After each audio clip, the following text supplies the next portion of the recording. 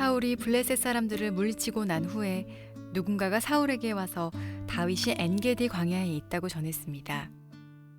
그래서 사울은 온 이스라엘에서 3,000명을 뽑았습니다.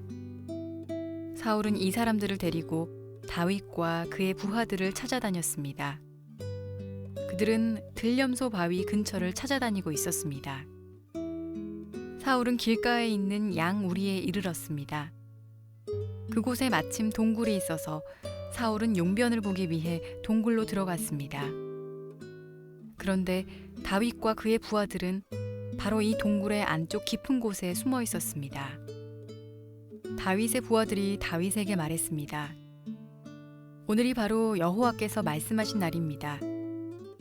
여호와께서는 내가 네 적을 너에게 넘겨줄 테니 내 마음대로 하여라 하고 말씀하셨습니다.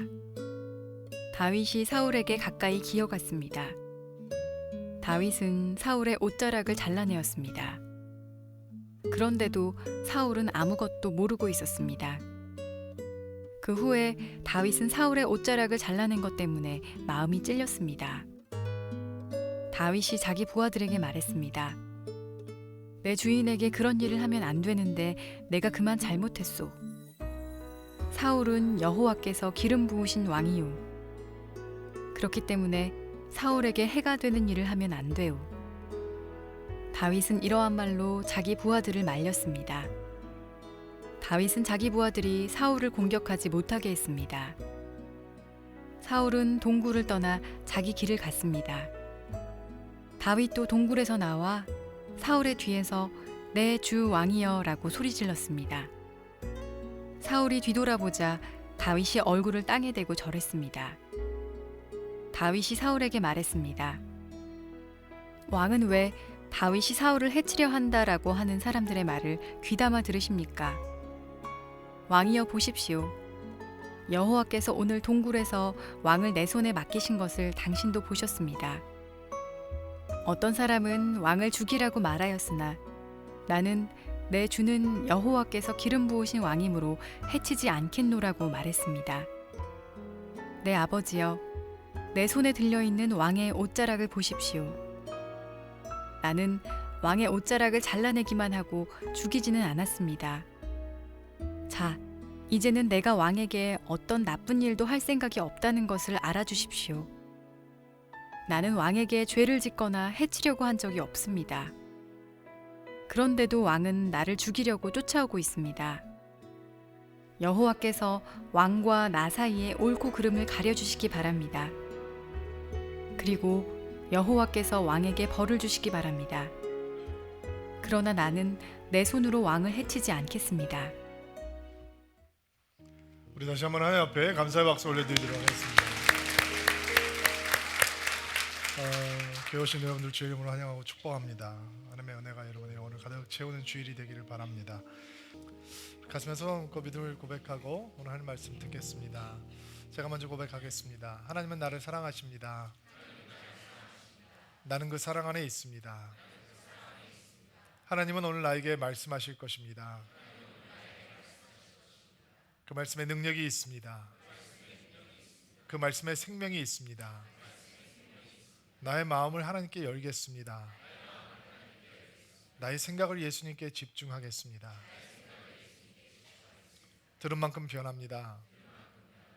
들은 만큼 행복해집니다. 다윗은 이제 도망자입니다. 이스라엘에서 가장 유명한 용사였던 다윗은 이제 이스라엘에서 가장 유명한 지명 수배자가 되었습니다. 사울 왕은 다윗을 죽이려고 하는 마음을 포기하지 않고 사람들을 풀어서 사냥을 하듯이 다윗을 찾아 헤매기 시작합니다. 다윗이 도망갈 곳이 별로 없습니다. 얼마나 도망갈 곳이 없어서 궁색해졌으면 적의 땅 한가운데 가드 땅으로 들어가서 살아남으려고 해보았습니다. 자신의 정체가 거기서 탄로가 나자 다윗은 죽음을 두려워한 나머지 수염에 침을 질질 흘리면서 광인처럼 행동을 해서 겨우 살아남게 됩니다. 그리고 하나님께서 그를 인도하신 곳은 아둘람이라고 하는 동굴이었습니다. 거기서 그를 기다리고 있던 사람들은 자기를 미워하고 자기를 존중해주지 않던 가족들과 그리고 사회에서 적응할 수 없는 소외된 사람들, 내적 치유가 필요한 사람들, 상처만 많은 사람들, 한과 원통함이 넘치던 사람들이었습니다. 다윗은 그렇게 아둘람에서 공동체를 꾸미고 살아가기 시작합니다.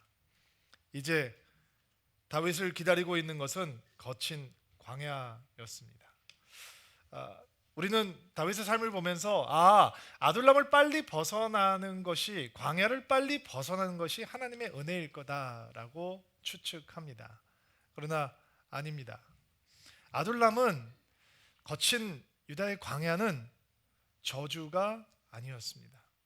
하나님께서는 다윗의 삶을 인도하고 계셨고 다윗을 하나님의 마음에 합한 마음을 가진 왕으로 세워가고 계시는데, 광야라고 하는 것은 저주의 장소가 아니라 다윗이 제2의 사울 왕이 아닌 정말 하나님의 마음에 합한 왕으로 만들어지기 위해서 꼭 거쳐가야 하는 곳이었습니다.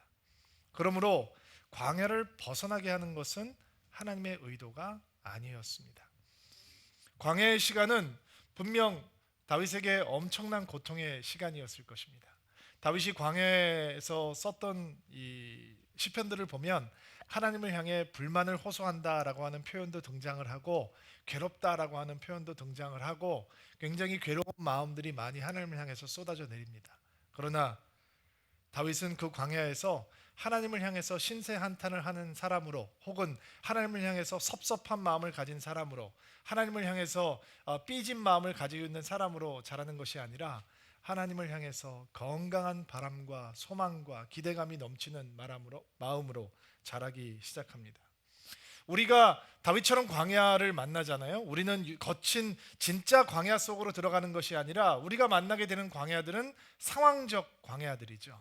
아무것도 잘하지 않는 상황적 광야들, 내 스스로 의도하지 않았지만 내가 돌아보니까 내 스스로 광야에 던져져 있고 거기서 내가 할 수 있는 일은 아무것도 없으며 내가 느끼는 것은 고난과 고생과 고통뿐이고 그냥 정말 하늘을 쳐다보면 한숨만 나오고 하나님만 생각하면 섭섭하고, 이런 광야로 들어갈 수 있는 것이 우리 삶의 현실입니다. 그런데 다윗은, 적어도 다윗에게는 광야는 사울로 가득한 땅이 아니라요, 광야는 하나님으로 가득한 땅입니다. 자, 그렇다면 여러분과 제가 때때로 만나게 되는 상황적 광야도 사울이라고 하는 위협적인 존재가 다미네이트하는, 지도하고 인도하는 땅이 아니라 하나님으로 가득한 곳이 될 수 있다고 믿습니다. 일단 아멘으로 받으시지요. 그렇다면 오늘 우리가 보게 되는 광야에서 하나님을 향해서 다윗이 가지고 있었던 그 성장하는 마음이 여러분과 저같이 때때로 상황적인 광야 속으로 들어가는 평범한 사람들에게도 가질 수 있는 마음일 것이고, 그 마음을 통해서 이루고자 하는 하나님의 의도가 다윗의 삶에서만 이루어지는 것이 아니라 여러분과 저같이 주님을 사랑하기를 소망하는 성도들의 삶에도 분명히 이루어질 줄로 믿습니다. 오늘 이야기는 광야에서 자라고 있었던 다윗의 마음의 이야기입니다. 자기를 쫓아오던 사울 왕을 죽일 수 있는 기회가 있는데도 불구하고 결코 그를 향해서 칼을 들지 아니하고 하나님을 사랑하는 마음, 하나님을 신뢰하는 마음, 그리고 무엇보다 하나님을 경외하는 마음을 지킬 수 있었던 다윗의 마음 이야기입니다. 특별히 오늘 축복하기는 여러분 가운데 내가 지금 광야 가운데 있다라고 생각하는 분들, 내가 영적인 광야, 상황적인 광야, 육적인 광야에 들어와 있다라고 생각하는 분들이 여러분이 그 안에서 하나님을 향해서 성장하는 마음, 기뻐하는 마음, 하나님을 경외하기 때문에 그 경외하는 마음이 여러분의 오늘을 다스릴 수 있다라고 하는 소망의 메시지를 듣고 돌아가는 주일이 되기를 주의 이름으로 축복합니다. 오늘 이야기는 코미디 같은 이야기로 시작이 됩니다. 엔게디 광야라고 하는 것은 서해바다 남쪽에 있어요. 야생 염소가 사는 곳이란 뜻이거든요. 그러니까 어떤 땅인지 여러분들께서 좀 이해가 되시죠? 제가 다윗을 너무 좋아하는 사람이기 때문에 이렇게 이스라엘에 갔다가 저는 출장을 갔었는데 여기가 바로 엔게디 광야 근처입니다라고 얘기를 할 때 제가 차를 세우라고 그랬어요. 출장을 가서 일을 하러 갔다가 이 차를 세우고 제가 바깥으로 나왔어요. 갔더니 막 산이 이렇게 깎아져 올라가 있고 정말로 거친 땅이에요. 그래서 제가 다윗처럼 좀 걸어보고 싶었어요. 동굴에도 좀 들어가 보고 싶었고. 근데 30분을 못 버티겠더라고요. 30분을 걸으니까 뭐 떼한볕에 얼마나 더운지 땀이 범벅이 됐어요. 여러분, 광야는 쫓는 자도 쫓기는 자도 감당하기 힘든 거친 땅이었어요. 근데 이 광야가 쫓는 자도 바꿀 수 있고 쫓기는 자도 바꿀 수 있는 파워를 가지고 있는 땅이에요. 모세도 하나님의 소명을 감당하기 전에 광야를 거치죠. 예수님도 퍼블릭 사역을 시작하기 전에 광야를 거쳐가세요. 광야는 하나님의 기름 부으심이 있는 자들이 반드시 거쳐가야 되는 땅인 거예요.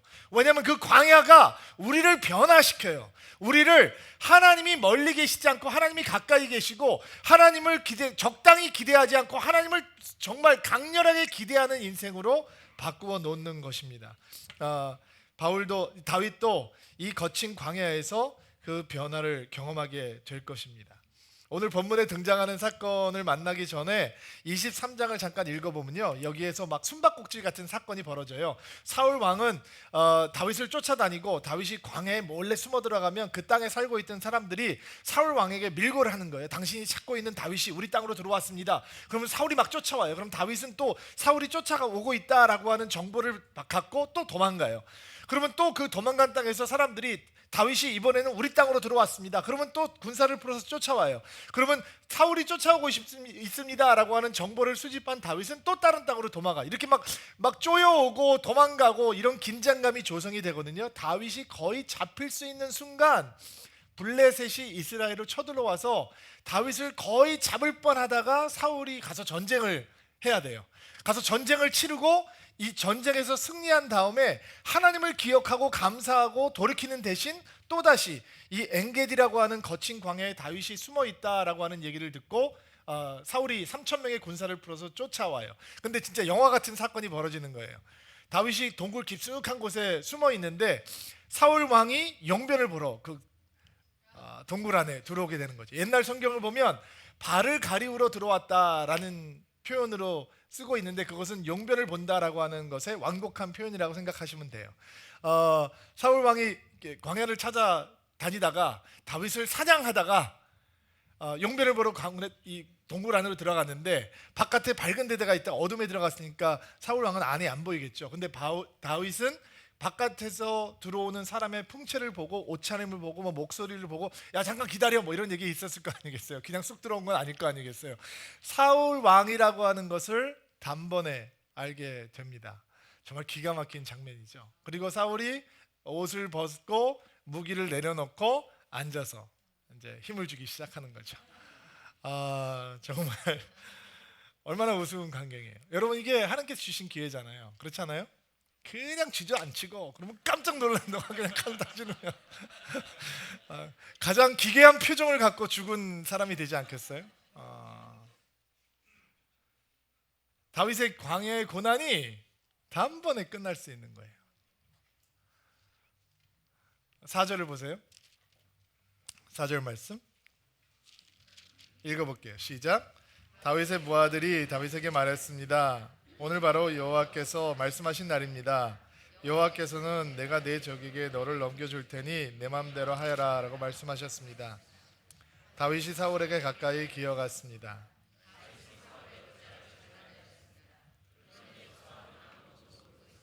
더군다나 다윗의 부하들은 지금 그 사건을 하나님께서 다윗의 원수를 다윗에게 넘겨주는 사건으로 해석을 하고 컨펌하고 있다는 거죠. 하나님께서 주신 기회입니다. 지금입니다. 다윗이요, 당신의 고생이 단번에 끝날 수 있습니다. 이야, 우리가 억울하게 이렇게 피해 다니는데 하나님께서 이런 기회를 주시는군요.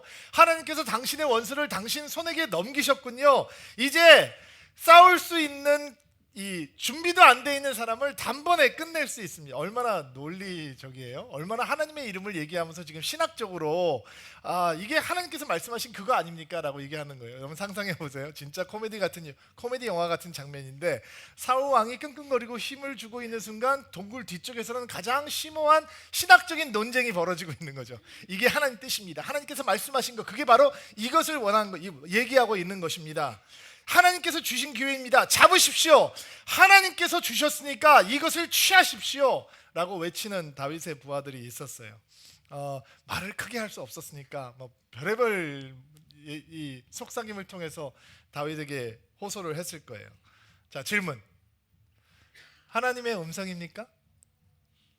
아니에요? 여러분, 광야에 나가야 되잖아요. 벗어나야 되잖아요. 지금 다윗에게 유일한 기도 제목은 이 위협으로부터 벗어나는 거예요. 사울이라고 하는 것으로부터 벗어나는 거 아니에요. 하나님, 내 원수를 멸하여 주옵소서. 멸할 수 있는 기회가 왔잖아요.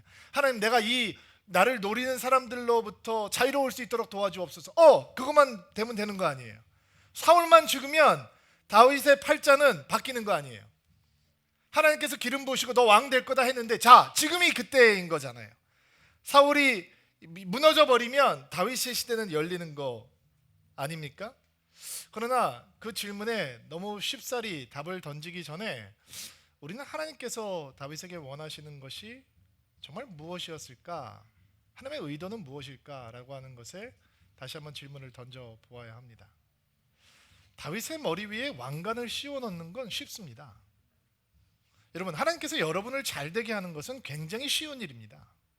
여러분을 승진하게 하고 여러분이 높은 자리에 오르게 하고 여러분 인생에 대박을 치게 하는 거, 하나님께 그것은 간단합니다. 그런 일이 있을지어다. 아멘으로 받으세요. 너무 좋으시죠? 근데 그게 우리를 변화시키지 않는다는 겁니다. 높은 자리에 올라도, 성공을 해도, 세상의 영광이 내 머리 위에 씌워져도 우리는 변하지 않는다는 겁니다. 그것 때문에 하나님을 절대로 더 사랑하게 되는 사람들이 극히 적다는 것입니다.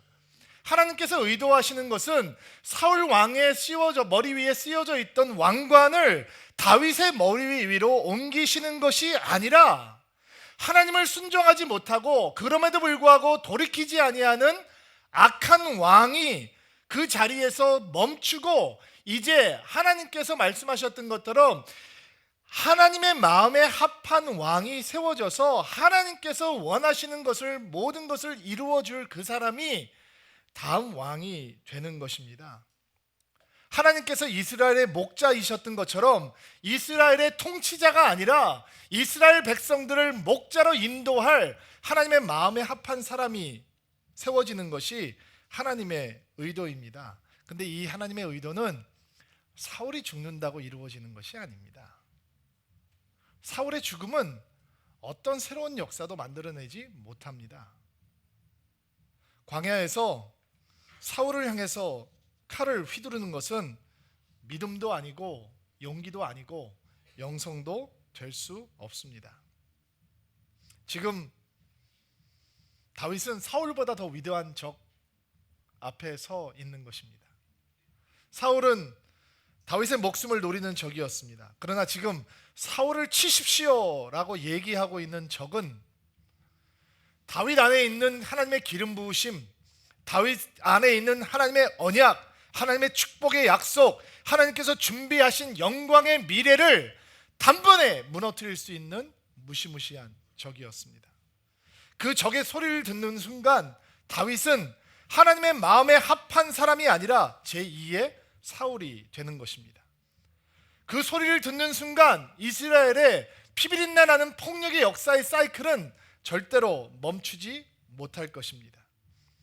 그래서 그 기회는 축복이 아니고 하나님께서 주신 기회가 될 수 없는 것입니다. 그래서 다윗은 그런 이야기를 들으면서 낮은 포복으로 용변을 보고 있는 사울 뒤로 기어갑니다. 여러분은 이게 상상이 돼가면 안 웃기세요? 코를 좀 켜주고 갑니다.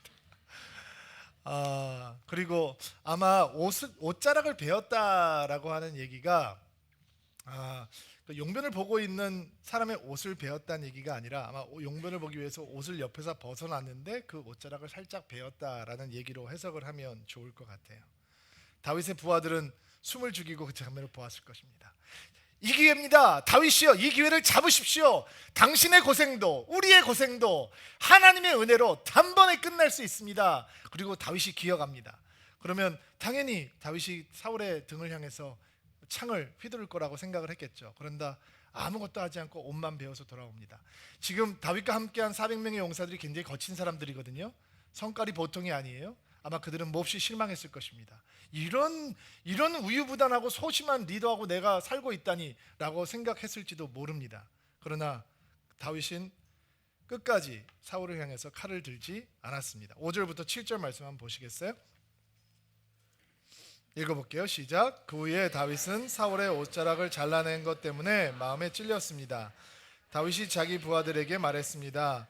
내 주인에게 그런 일을 하면 안 되는데 내가 그만 잘못했소. 사울은 여호와께서 기름 부으신 왕이요, 그렇기 때문에 사울에게 해가 되는 일을 해서는 안 돼요. 다윗은 이러한 말로 자기 부하들을 말렸습니다. 다윗은 자기 부하들이 사울을 공격하지 못하게 했습니다. 사울은 동굴을 떠나 옷을 잘라내고도 마음이 찔렸다. 그가 소심해서 그런 것이 아니라 그가 좋은 부드러운 성품을 가지고 있었기 때문에 마음이 찔리는 게 아니에요. 그것을 다음 주에 확인하게 되실 거예요. 다윗이 성격이 불같은 청년이에요. 이게 성깔이 보통이 아니에요. 성질이 나면 앞도 안 보이고 뒤도 안 보일 만큼 거친 성격도 다윗 안에 존재하고 있어요. 그렇다면 사울을 향해서 칼을 들지 않는 이유, 그리고 그런 불같은 성격을 가지고 있었던 부하들이 당신이 못하면 우리가 하겠습니다라고 막 나설 때 여기서는 만류했습니다라고 얘기하지만 좀 더 정확하게 표현을 하자면 이 부하들을 야단침으로 리뷰해서 그 사울을 향해서 칼을 못 들게 했다라고 하는 표현이 좀 더 정확한 표현이에요. 부하들을 야단을 쳐서라도 사울을 치지 못하게 하고 끝까지 사울을 죽이지 아니했다는 것이죠. 왜였을까요? 하나님께서 기름 부으신 자이기 때문에. 나쁜 왕이었지만, 그의 원수 같은 존재였지만 그는 하나님께서 세운 자이었기 때문에 하나님께서 세웠다면 그 하나님의 세운 사람을 내리실 분도 하나님이어야 한다라고 다윗에게는 마음이 있는 거죠. 여러분, 그게 하나님을 신뢰하는 마음이고 사랑하는 마음이고 경외하는 마음이에요. 자, 하나님을 경외하는 마음이 광야에서 자라고 있었어요. 그러면 우리는 하나님을 경외하는 마음이라고 하면 보통 그런 마음을 영적인 액티비티, 예배, 기도, 교회 안에서의 생활에는 하나님을 경외하는 마음이 관계가 있다라고 생각하기 쉽죠. 거기서는 렐레번하지만 우리가 거친 세상에서 살아갈 때는, 광야 같은 것을 통계할 때는, 그때는 생존의 마음이 필요하고 전투 기술이 필요하고 뭔가 세상적인 지혜가 필요할 것이다 라고 생각하기 쉽죠. 그러나 광야에서 사울이라고 하는 대적으로부터 다윗이 무너지지 않는 이유는 그 안에 생존 기술이 있기 때문이 아니라 하나님을 경외하는 마음이 자라고 있었기 때문이에요. 다윗 안에 하나님을 두려워하고 사랑하고 신뢰하고 경외하는 마음이 있기 때문에 그를 쪼여오는 사울이라고 하는 원수로부터 그는 자유할 수 있었고 광야에서도 하나님을 바라볼 수 있었던 것입니다. 우리는 오늘 광야에서 다윗이 보여주고 있는 하나님을 경외하는 마음에 대해서 몇 가지 생각을 나누려고 합니다. 첫 번째 생각은 이것입니다. 자신의 방법으로 광야를 벗어나는 것은 믿음이 아니다라는 것입니다. 기억하십시오. 내 방법, 내 상식, 내 논리, 내 재주, 내가 할 수 있는 것으로 광야를 끝내는 것은 하나님께서 원하시는 바가 아닙니다. 왜냐하면 광야로 들어가는 이유는 하나님의 목적과 의도가 있기 때문입니다. 하나님께서 지금 다윗을 보호할 수 있는 능력을 상실하신 분이기 때문에 다윗을 광야로 보내시는 것이 아니라 하나님께서 다윗을 광야로 보내시면서 앞으로 약 10년 동안 다윗을 광야에 머물게 하실 터인데 그 시간 동안 하나님께서 이루고자 하는 일들이 계신 것입니다. 다윗을 다루시고 만드시고 빚어가시는 모습이 있는 것입니다. 우리는 하나님을 사랑하는 자들에게 모든 것이 합력해서 선을 이룬다라고 하는 믿음을 고백합니다. 그러나 하나님께서 광야로 들어보내주셨다면 우리가 스스로 그것을 끝낼 때 하나님은 우리를 다시 광야로 보내고야 마실 것입니다. 아멘 안 하시네요? 네. 왜냐하면 따라해보세요. 하나님은 절대로 우리에게 지지 않으신다. 내가 하나님의 사람이라면 내가 하나님 앞에 선택을 받은 사람이고 하나님께서 우리에게 기름을 부으셨고 하나님께서 의도하시는 목적이 여러분과 저의 삶 속에 반드시 있다면 하나님께서는 광야의 시간이 끝날 때까지, 하나님의 목적이 이루어질 때까지 그 시간을 지켜내실 것입니다. 내 재주로 그 광야로부터 걸어 나온다면 하나님께서는 미소를 짓고 다시 또 다른 광야로 우리를 인도하실 것입니다. 그것이 하나님의 사랑입니다. 여러분 생각해 보십시오. 다윗에게 꿈을 주시는 분도 하나님이셨지만 그 꿈을 이루어가는 분도 하나님이셔야 합니다. 그 꿈을 이루어가는 과정도 하나님이어야 합니다. 사람들은 끝이 좋으면 과정이 어떻든 괜찮다라고 생각을 합니다. 아닙니다. 속지 마십시오. 목적은 절대로 수단을 정당화할 수가 없습니다. 사울을 죽이고 광야를 벗어나는 것은 하나님의 방법이 아닙니다. 다윗은 하나님을 경외하기 때문에 광야를 벗어날 수 있는 길이 보임에도 불구하고 그 길을 택하지 않습니다. 머물러 있어 바보 같은 짓이죠. 그러나 그것이 하나님을 진짜 경외하는 사람들이 선택하는 길입니다. 세상은 그런 우리를 향해서 놀릴 것입니다. 바보 같다고 생각을 할 것입니다. 그러나 하나님이 꺼내주실 때까지 광야에 머물러 있는 것은 정말 아름다운 믿음의 영성입니다. 제가 시애틀에서 목회를 할 때 저희 교회에 청년이 하나 있었는데요. 열심히 직장 생활하고 똑똑한 청년이었어요. 근데 직장 생활 잘 하다가 공부를 더 하고 싶다고 프랑스에 있는 어느 유명한 경영대학원에 학교를 가더라고요. 굉장히 좋은 학교예요. 세계의 수재들이 모이는 학교인데 학교에 가서 공부를 하고 거기 보통 취업률이 학교 끝나고 나면 뭐 97%, 98%예요. 그게 무슨 얘기냐면 나머지 한두 명은 학교로 간다는 얘기겠죠. 더 공부하러 가기 때문에 취업률이 떨어지는 거겠죠. 100%가 아닌 걸 거예요. 근데 전 세계에서 모인 사람들하고 같이 공부를 하면서 막 철을 날카롭게 하듯이 정말 꿈을 가진 청년으로 성장을 했습니다. 근데 돌아와서 취직을 해야 되는데 취직이 안 되는 거예요. 그냥 뭐 좋은 학교 나왔으니까 실력이 있으니까 이전에도 좋은 직장 다녔으니까 뭐 한 1, 2개월이면 금방 취직이 될 거야 라고 했는데 뭐 이게 6개월, 1년, 6개월, 2년 이렇게 되도록 취직이 안 되는 거예요. 저하고 만나서 일주일에 한 번씩 말씀도 나누고 기도도 하고 이러면서 이제 그 거친 광야의 시간을 보내고 있었어요. 근데 이 친구가 가끔씩 기도를 할 때 저한테 사진을 한 장 보여줘요. 무슨 사진이냐면 그리스 아일랜드 그 섬 사진이에요. 그릭 아일랜드가 유명한 휴양지잖아요. 바다 색깔이 뭐 장난이 아니더라고요. 진짜 정말 그림 환상 같은 바다를 보여주면서 목사님 제가 이전에 직장 다닐 때 모아놓은 돈이 있는데 다음 직장이 딱 결정되는 순간 비행기표 사고 여기 놀러 갔다 올 겁니다. 짱 가서 놀고 와서 새롭게 직장 생활 할 겁니다. 그래서 저는 그래 저기 하나님께서 좋은 직장 주실 거야 이렇게 위로했던 기억이 나요. 근데 어느 날 얼굴이 표정이 아주 어둡게 왔어요. 저희 사무실을 찾아왔어요. 그러면서 하나님께서 자기한테 그때 교회에서 어떤 선교 프로젝트가 진행되고 있었는데 자기가 모아놓은 그 휴가비를 선교비로 내라 라고 얘기를 하신다는 거예요. 그래서 제가 반대했어요. 아주 적극적으로 반대를 하면서 반대했던 이유는 뭐냐? 첫째, 나는 그 친구가 휴가 갈 수 있는 자격이 있다고 생각했어요. 너 이거 휴가 갈 수 있는 자격이 있어. 너 가서 놀고 와야 돼.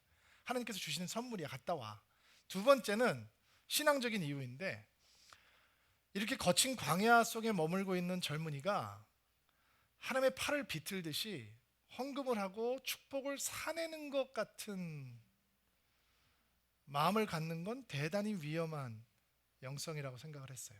아무것도 안 이루어지고 있고 그러면 내가 헌금을 다 가지고 있는 걸 하면 내가 나에게 소중한 걸 다 바쳐버리면 하나님께서는 그때는 어쩔 수 없이 나를 축복하시고야 말겠지.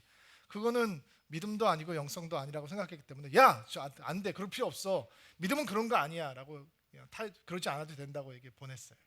또 몇 주 있다가 왔는데 여러분 옛날에 이렇게 컴퓨터 프린트 용지가 이 옆에 빵꾸 뻥뻥뻥뻥 뚫려가지고 길게 생각나세요? 지익지익 하는 거 이렇게 프린트 용지를 이만큼 길게 해가지고 와서 쌩글쌩글 웃으면서 목사님 제가 그동안 기도하면서 받았던 성경 말씀들이에요. 그러면서 거기 말씀을 이렇게 보니까 하나님께서는 즐겨내시는 자를 기뻐하시느냐, 과부의 두 랩돈 얘기, 엘리야를 공개했던 과부 이야기, 오병이어 이야기 이런 것들이 그냥 쫙 성경 구절이 써 있는 거예요. 그러면서 그 사진하고 그 휴가비하고 자기 헌금 내겠다라고 얘기를 하는 거예요. 그럼 목사가 안 돼. 너 하나님 팔을 이렇게 믿어. 그럴 수는 없잖아요. 마음속으로 걱정이 되는 거예요. 이게 진짜 이렇게 되면 믿음이 정말 건강하지 못하게 되는데 기도를 하면서 기다렸던 기억이 나요. 그런데 어느 날 제 사무실을 박차고 들어와서 목사님 취직이 됐다는 거예요. 근데 취직이 어디 됐냐면 그때 마이크로소프트에서 익스피디아라고 하는 여행 회사를 처음 만들 때예요. 얘 직업이 뭐냐면 그 익스피디아에서 미국 주변에 있는 유명한 휴양지, 그것도 최고급 휴양지를 다니면서 자보고 먹어보고 경험해보고 리포트를 쓰고 레이팅을 하는 거예요. 왜냐면 이제 이거를 확보해야 되니까, 인포메이션을 확보해야 되니까 직접 가서 그 사람들을 만나서, 그러니까 이게 값이 들어가는 거죠. 을한테 값이 들어가서 다 누려보고 리포트를 써서 자기 사이트에다가 이렇게 올리고 평가를 하는 게 직업인 거예요. 물론 하나님께서 그릭 아일랜드로 보내주신 건 아니지만 아무튼 1년 내내 뭐 매번 그런 데를 다니는 거예요. 그러니까 광야는 하나님께서 꺼내 주셔야 은혜인 거예요. 내가 걸어 나오면 은혜 아니에요. 남의 일이니까 아멘이 나오죠. 그래도 여러분의 일이라고 생각하고 아멘. 우리가 때때로 만나게 되는 상황적인 광야를 내 힘으로 벗어나는 건 하나님께서 원하시는 게 아니죠. 그래서 때로 목사인 제가 성도인 여러분들에게 형제님, 자매님 그냥 거기 계십시오 라고 얘기할 때 매우 무책임하다라고 느낄 때가 있어요. 그러나 그것이 믿음이에요. 하나님께서 나오라 라고 얘기할 때까지 거기에서 머물며 하나님을 바라볼 수 있는 것이 주께서 원하시는 것이죠. 두 번째 생각해 보고 싶은 것은 광야에서 다윗이 보여주고 있는 하나님을 경외하는 마음은 다윗에게 기다림이라고 하는 시간을 무의미하고 소극적이고 생명력이 없는 시간이 아니라 가장 생명력으로 충만하고 가장 파워풀하고 가장 강력한 성장으로 충만한 시간으로 바꾸어 놓았다라는 것입니다. 여러분, 다윗이 노래하는 사람이잖아요. 하나님을 향해서 찬양의 노래를 하는 사람이죠. 사울을 향해서 칼을 들었다면 다윗의 노래는 멈추게 되었을 거예요. 다윗 안에 가득 찬 하나님을 향한 시와 하나님을 향한 찬양과 하나님을 향한 사랑의 노래는 단번에 멈춰 버렸을 거예요. 다윗은 기다리기를 선택합니다. 그래서 다윗은 이런 고백을 할 수 있는 것입니다. 나의 영혼아, 잠잠히 하나님만 바라라. 무릇 나의 소망이 그로부터 나오는도다. 여러분, 이것은 다윗의 몸부림입니다. 외침입니다. 다윗에게 기다림은 절대로 소극적이거나 무기력하지 않습니다. 다윗에게 기다림은 엄청난 폭발력을 가지고 있습니다. 엄청난 생명력으로 들끓어 오릅니다. 다윗이 가진 하나님을 경외하는 마음은 현실과 멀리 떨어져 있는 마음이 아니라 현실과 가장 가까운 마음이었습니다. 다윗은 궁전을 거닐 때만큼, 이스라엘 군대를 호령할 때만큼, 골리앗을 향해서 달려가고 있을 때만큼 광야에서 하나님을 향한 기대감으로 충만합니다. 다윗은 하나님을 기다립니다. 사울도, 사울의 군사들도, 사울을 죽이라고 정령하고 있는 다윗의 부하들도 하나님을 기다리겠다라고 하는 다윗의 마음을 흔들어 놓지 못합니다. 다윗은 자신 앞에 펼쳐진 하나님의 기회를 봅니다. 그것을 보지 못하는 것이 아닙니다. 그러나 그는 하나님을 기대하는 인생이었기 때문에 자기가 취할 수 있는 기회보다 하나님께서 준비하신 언약과 계획이 위대하다는 것을 믿는 것입니다. 그것이 신앙입니다. 다윗에게 기다림은 하나님을 향한 끊임없는 경외의 사건인 것입니다. 어느 여자 성도님을 만나서 대화를 하는데요. 남편이 오니까 남편에게 이렇게 남편을 저에게 이렇게 소개하시더라고요. 목사님, 곶집사예요. 그게 뭐예요? 고씨가 있나요? 그래서 저는 곧 집사가 될 사람이라는 거예요. 근데 이분이 교회를 같이 신앙생활을 안 다니시는 분이에요. 그러면서 이렇게 아내를 너무 사랑하시는 형제님이더라고요. 근데 그 말 하나를 안 들어준대요. 교회 같이 가자는 말을 안 들어주는데, 아내가 새벽 기도를 매일 하시는 분인데 집에 돌아오면 남편의 발을 붙들고 기도한대요. 하나님, 이 발이 성전을 밟는 발이 되게 해주십시오. 근데 남편이 목사님 아마 그 기도는 안 이루어질 겁니다 이렇게 얘기를 해요. 근데 그 자매님의 눈을 보니까 자포자기가 아니에요. 그분은 소망으로 가득 차 있어요. 저보다 먼저 장로가 될 것 같습니다. 얘기를 하는 거예요. 그리고 남편이 아내가 기도를 하러 예배를 드리러 가면 여보 빨리 와, 나 기다리고 있을게, 빨리 교회 갔다 와, 나랑 같이 놀자 막 이렇게 한대요. 나중에는 교회에서 같이 노는 팔자가 되기를 원한다고 아내가 얘기를 하는 거예요. 여러분 기다리다가 이게 하나님을 경외하는 마음으로부터 출발하지 않고 그냥 인고의 마음으로 출발을 하면 기다림은 우리를 소극적으로 만들고, 기다림은 우리를 무기력하게 만들고, 기다림은 우리를 자포자기하게 만들고, 기다림은 우리를 생명력이 없는 존재로 만들어버리고, 기다림은 우리를 멍한 눈초리를 가진 사람으로 만들어버리죠. 다윗은 그렇지 않아요. 왜냐하면 다윗은 하나님을 끊임없이 소망해요. 하나님을 끊임없이 바라보아요. 상황은 어떤 변화도 없어요. 그러나 그는 보는 거예요. 하나님을 경외하니까. 그래서 사울을 향해서 칼을 들지 않고 참고 있으니까 내가 기다리면 하나님께서 하신다라고 하는 마음이 있는 거죠. 그런 마음이 여러분의 마음 되기를 주의 이름으로 축복합니다. 사울이 용변을 마치고 동굴 바깥으로 나가자 자기의 길을 걸어가기 시작합니다. 그리고 안전거리가 확보되자 다윗은 사울을 향해서 이렇게 외칩니다. 8절부터 볼까요? 8절부터 12절 말씀. 자, 여러분이 먼저 읽어주세요. 다윗도 동굴에서 나와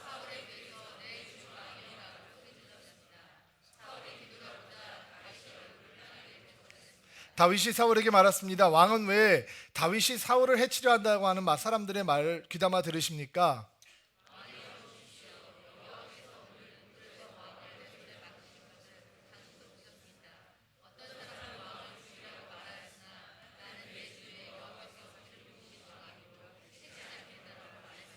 내 아버지여, 내 손에 들려있는 왕의 옷자락을 보십시오. 나는 왕의 옷자락을 잘라내기만 하고 죽이지는 않았습니다. 자, 이제는 내가 왕에게 어떤 나쁜 일도 할 생각이 없다는 것을 알아주십시오. 나는 왕에게 죄를 짓거나 해치려고 한 적이 없습니다. 그런데도 왕은 나를 죽이려고 쫓아오고 있습니다.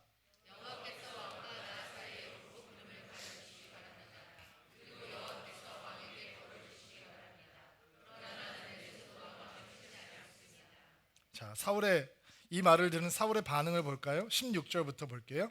16절부터 22절까지인데 여러분이 먼저 읽으세요.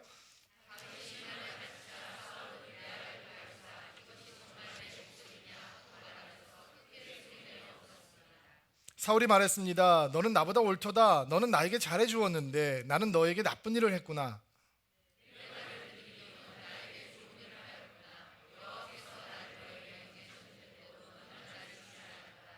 자기 원수를 손안에 넣고도 좋게 돌려보내는 사람이 어디 있겠느냐? 내가 오늘 나에게 착한 일을 하였으므로 여호와께서 너에게 상 주시기를 바란다.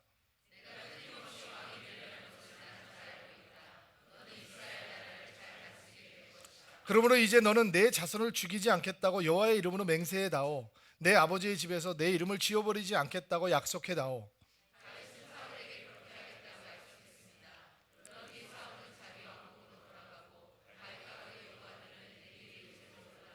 말도 안 되는 반응이죠. 아버지요, 내 주인이시, 내 왕이시여, 왜 내가 무엇을 잘못했다고 이러십니까? 하나님께서 당신을 벌 주시기 원하십니다. 다윗이 지금 사울이 자기의 원수라고 하는 것을 인정하지 않는 게 아닌 거예요. 당신은 정말 악합니다. 내가 무엇을 했습니까? 하나님께서 우리의 사이를 판단해 주시길 바랍니다. 근데 사울이 멀쩡한 정신이 잠시 돌아가지고 눈물을 흘리면서 통곡을 해요. 근데 여러분 감동받으시면 안 돼요. 사울의 영성을 경계하셔야 돼요. 눈물은 흘리지만 회개는 없고, 후회는 있지만 뉘우침도 없고, 자기의 잘못을 인정하지만 하나님의 이름을 부르지만 하나님께로 돌아오지 않는 다윗의 이 사울의 영성을 정말 경계하셔야 돼요. 순종이 없는, 돌이킴이 없는, 하나님께 돌아오는 눈물에 속지 마시기 바랍니다. 사울의 영성은 깊은 광야에서도 전혀 변함이 없습니다. 하나님을 떠난 무너진 슬픈 인생을 보게 되죠. 그러나 우리가 광야에서 보게 되는 세 번째 보석 같은 메시지는 다윗은 그 거친 광야에서도 악을 악으로 갚지 않았다라는 것입니다. 악을 경험하면서도 하나님을 선택하고 하나님의 선을 선택하고, 바로 그것이 다윗에게는 하나님을 경외하는 마음이었습니다. 자, 여러분들은 매일매일 세상에서 치받고 살고 계십니다. 세상은 치열하다라고 얘기합니다. 교회를 섬기는 저 같은 사람에게 세상에서 일하는 여러분들은 가끔씩 얘기를 하시죠. 목사님 교회 사셔서 얼마나 좋으세요? 살아봐야 안다 카이. 여러분들이 살고 있는 세상은 치열합니다. 맞습니다. 근데 하나님을 경외하는 마음이 그 치열한 세상을 살아가는 곳에서 하나님의 지혜를 보여줍니다. 성경은 우리에게 도전합니다. 악은 악으로 갚는 것이 아니다라는 것입니다. 사울이 죽어야 다윗이 왕이 될 것이라고 생각하는 것은 육신의 생각에 불과하고 사울의 퇴진이 유일하게 다윗이 왕이 될 수 있는 길이라고 생각하는 것은 하나님의 방법이 아닙니다. 다윗의 용사들은 과연 사울과 그리고 다윗의 대화를 들으면서 무엇을 배우고 있었을까? 이렇게 거친 사람들이 자기의 목숨을 내놓고 우물물 한 잔을 길러오기 위해서 다윗을 그렇게 사랑할 수 있는 것은 어디로부터 나오는 것일까? 여러분, 다윗은 광야에서 악을 악으로 갚지 않으면서 주변의 사람들을 변화하기 시작합니다. 다윗은 하나님을 경외합니다. 그래서 끝까지 사울 왕을 용서하는 것입니다. 사울 왕이라고 하는 원수는 그를 제거함으로 이길 수 있는 것이 아니라 그를 용서하고 여전히 사랑하고 존중함으로 이기는 것이기 때문입니다. 사울 왕과 달리 다윗은 정말 다른 내면을 가지고 있습니다. 다윗은 하나님의 길을 선택합니다. 그래서 여전히 광야에 있습니다. 여전히 도망자입니다. 그런데 다윗의 마음은 하나님을 경외하는 마음으로 가득합니다.